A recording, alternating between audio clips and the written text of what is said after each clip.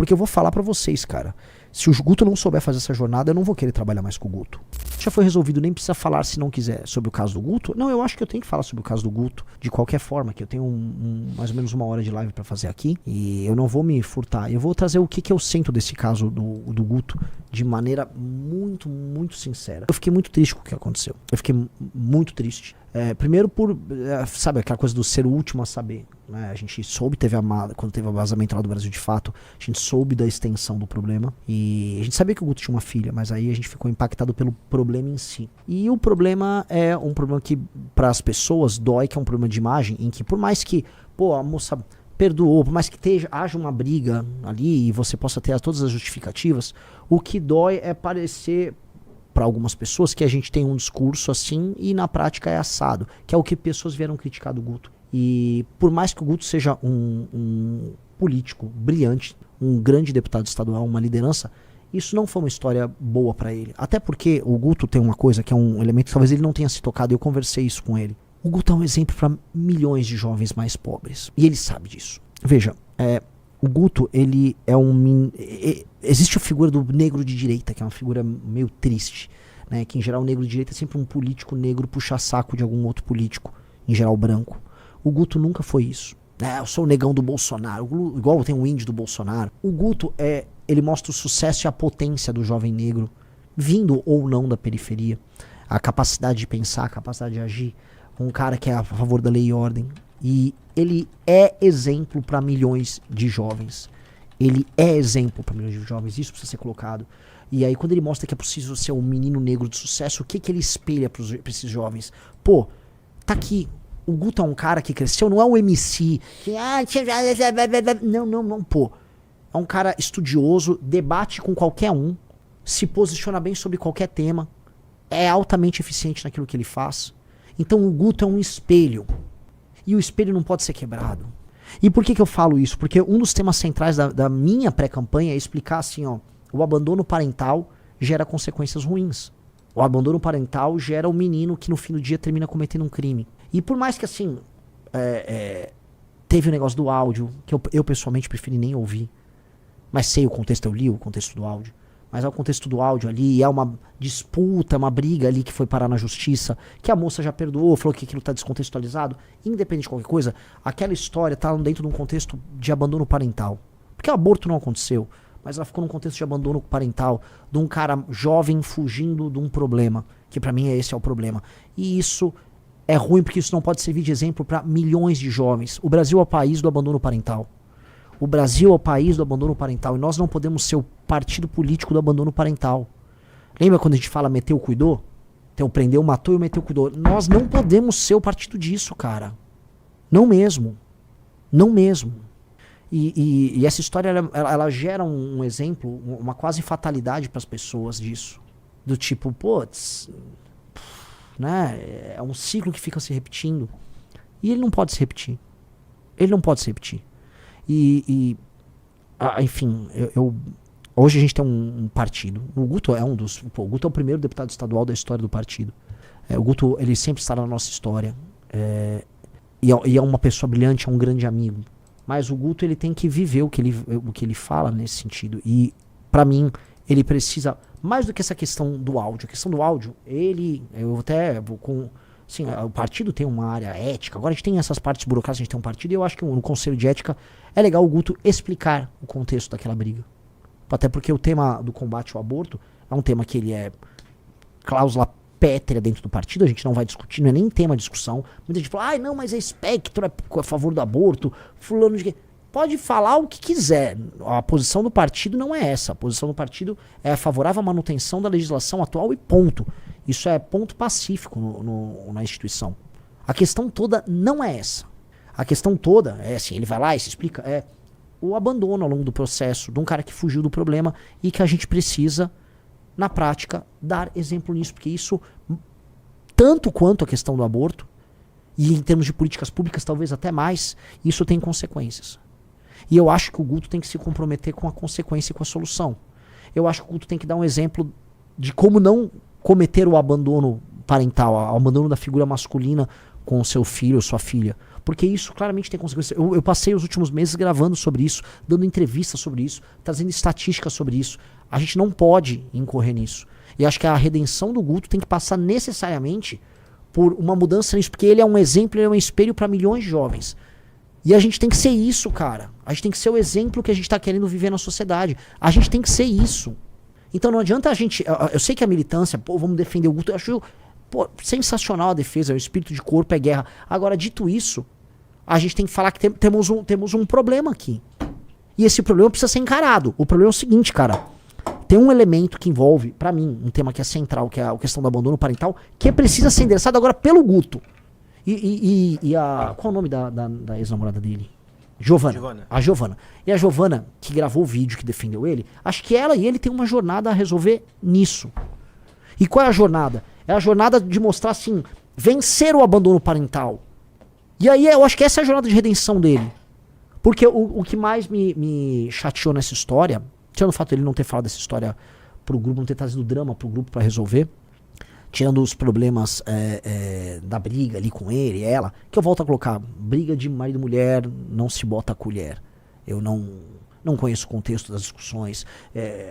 Tem um áudio dele que foi colocado ali, tem um contexto deles ali, por mais que o áudio seja altamente reprovável, eu não vou me imiscuir nisso. Agora tem a imagem pública do Guto e o que ele representa para milhões de jovens. Vocês me desculpam, mas a solução para o problema do Brasil passa em eliminar o abandono parental e passa a existir uma postura mais séria e mais próxima do homem com seu filho, às vezes quando o filho é até indesejado. Então, ele precisa responder isso. Este tema precisa ser resolvido. Então, assim, as pessoas nossas, internas, precisam sentir que o Guto vai endereçar esse tema. Porque esse tema é um tema fundamental para o nosso partido. Esse tema é fundamental não só para a nossa comunidade. O MBL, no fundo, é uma comunidade de amigos que sofre junto, que vence junto, que perde junto. E agora está na hora do Guto, que foi defendido muito pela galera, apresentar para o público essa redenção. E não uma redenção de marketing. Eu tô cagando para marketing aqui. Isso aqui a gente tem que viver um discurso que é essencial pra gente. Esse discurso é essencial pra gente. Porque é sobre mudar um problema concreto do Brasil. De resto, sites de extrema esquerda, aquela gente canalha, Nandos Moura, essa galera tá cagando pra criança, tá cagando pra qualquer assunto. Essa galera se alia até contra o capeta pra tentar destruir. Isso não é nem mais sobre o Guto. Isso, no fundo, é uma tentativa de me atingir. E essas pessoas só estão fazendo isso porque na última semana eu subi nas pesquisas. Ponto. Porque se fosse falar de maneira fria, essas pessoas iam usar isso na época da eleição contra o Guto. Elas iam bater no Guto no período da eleição. É porque eu subi agora nas pesquisas, bateu um pânico e os caras pegaram uma caixinha e saíram usando o que eles podiam usar pra nos atacar. E eles, tirando essa história que é uma história desabonadora, eles só tinham isso. Agora, o que eu quero do Guto? Tô falando isso, eu já falei com ele em particular, tô falando isso agora como uma das lideranças do Partido Missão. Cara, nós temos que viver aquilo que nós falamos. E isso passa nessa questão do abandono parental, que é o que gera a menina que não tem amor próprio e que acaba se relacionando mal ao longo da vida e que gera um menino que vai parar na mão do crime. Boa parte dos problemas sociais que nós temos, ele não pode continuar esse ciclo, ele tem que interromper esse ciclo, ele tem que ser, olha, eu sou um elemento que interrompe o ciclo, porque aí ele se torna o exemplo, e às vezes isso pode ser a parte bonita dessa história, ele se torna um exemplo para milhões de homens jovens, negros ou pardos ou brancos, mas especialmente homens jovens mais pobres, que praticam esse abandono. E é isso, cara. E é isso, e é muito ruim, é isso tudo. E não tô aqui... eu tô provavelmente cansado com outras coisas, cansado com pré-campanha, cansado, sabe, nossa, cara, faltam meses ainda e se ganhar a eleição, é esse ritmo na presidência da República. É saber assim, agora eu entendo porque as pessoas envelhecem tanto. E, sabe, o cara faz um mandato, ele sai igual o Lorde Palpatine, sabe? Que fica todo podre por dentro. Lógico, cara. Agora eu entendi. Você passa até a respeitar teus inimigos. Porque você tem que ter uma força psíquica, uma força moral muito forte. Mas é difícil, cara. É bem difícil. É bem difícil, né? E é assim... Renan, tem um cara que falou, Renan, o peso sobre seu... Cara, minha obrigação. É minha obrigação. Se eu vencer as eleições presidenciais, eu vou ter que lidar com questões muito, muito maiores do que essa. Isso aqui é sobre um ataque político e sobre uma postura inadequada de uma liderança política que é inspiradora. E que é inspiradora. O Guto, e eu volto a falar, a questão do Guto é, quando o áudio do Arthur rolou, o áudio do Arthur o que eu acho, cara? Eu nunca falei. Tô fazendo meio que um desabafo aqui, né? Faça. Pode fazer. Quando o áudio do Arthur rolou, o Arthur era um cara que ele era pra muitas pessoas um exemplo de uma pessoa perfeita. O Arthur era um role model pra muita gente. Ele era um cara que ele era forte, amigo, leal, esperto, inteligente, era o deputado mais econômico, decissionava tudo de errado. Aí, quando saiu o áudio, os inimigos se refastelaram porque tava num contexto de guerra, tava no meio do carnaval, então as pessoas estavam meio desocupadas e podiam ficar rodando. O áudio em si, ele era bizarro, ele era engraçado, ele soava até perverso na piada, né? Mas para algumas pessoas, por um período de tempo, a imagem que elas tinham do Arthur, desse super cara, ela quebrou, porque havia uma outra pessoa por trás do Arthur. Mas isso foi em grande medida bom para o próprio Arthur, porque eu acho que hoje o Arthur é um ser humano melhor do que ele era. Porque ficou claro que o Arthur é um ser humano normal e que a gente não tem que ficar construindo imagens públicas. A gente talvez tenha que ser o mais exposto e a gente tem que ficar pelado para as pessoas do ponto de vista da exposição, porque é a única maneira de você se blindar é sendo terrivelmente verdadeiro, inclusive com seus defeitos. E aí ele melhorou, porque ele assumiu os defeitos dele e ele melhorou nesse sentido, ele se tornou mais sincero. E, ok, o caso do Guto é um caso em que a admiração que existe pra ele isso está no mapa eleitoral dele, se dá às vezes com um menino que é muito pobre e mora num bairro humilde. O Guto é um espelho para jovens em posição às vezes de pobreza e pô, ele apresenta assim um sucesso, um dinamismo. O Guto é muito importante pro Brasil. O Guto é muito importante pro Brasil. Então ele não pode falhar. Eu falo assim, a gente não tem condição de errar. Aí as pessoas às vezes criticam, bababá, vocês não têm isso, aquilo. Eu prefiro nem ter vida pessoal. Eu não tenho vida pessoal de nada. Porque a nossa vida pessoal se torna até um problema. E ninguém, absolutamente ninguém é perfeito. Todo mundo tem seus erros na intimidade. Todo mundo erra aqui ou acolá. Você não pode passar de certos limites, é óbvio, mas... Né? Mas às vezes você acaba tendo que abdicar disso para o teu legado, para a construção de algo muito maior. E eu acho que esse é um recado que fica para todos nós, e é isso, né? É isso. Então eu acho que o Guto tem um compromisso em nome de todos nós e acima de tudo em nome da filha dele. Vou começar pela filha dele, de reverter esse ciclo. Todos os lugares que eu vou, eu falo dessa questão do abandono parental. E a gente tem esse diagnóstico. A gente não pode ser o diagnóstico. O Cláudio Leite ainda não entendi essa parte de ficar pelado. Não, ninguém vai ficar pelado, fica tranquilo. Entendeu? É